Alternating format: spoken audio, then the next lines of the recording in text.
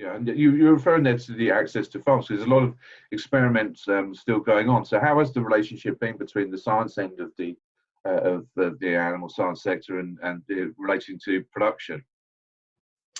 I mean, in general, certainly from our perspective, there's no negative effect of the coronavirus in terms of the relationship between academia and industry. The biggest issue we've had is that obviously the majority of studies and trials have been cancelled, either midway through or trials that won't go ahead.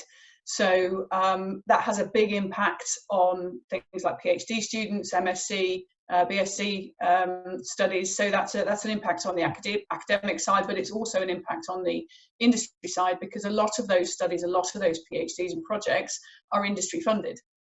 So we've come to the point where trials are on hold midway. We have a loss of potential data, some of which may or may not have been paid for. So, you know, then we're into discussions of, well, how do we rerun the experiment next year because it's been paid for? So there's a lot of dialogue between the industry and the academia at the minute in terms of experiments and running trials and research.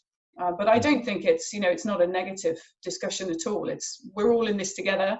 This is the situation. How best can we handle it? And that really changes depending on an individual basis. So obviously the universities are running skeleton staff again. Some are not allowed on site. So we work with a university where no one other than essential animal keepers are allowed on site. So not even laboratory work can go ahead.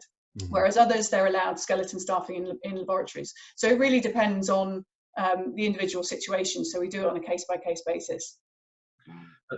Yeah, absolutely. And I think, you know, it's this opportunity now preparing for the future as and when things get back to whatever the new normal is going to be, to sort of prepare either rerunning previous trials that have had to be cancelled or new ones that we're looking to do. At least we can get all the paperwork sorted out beforehand and be ready to run the second we're allowed to.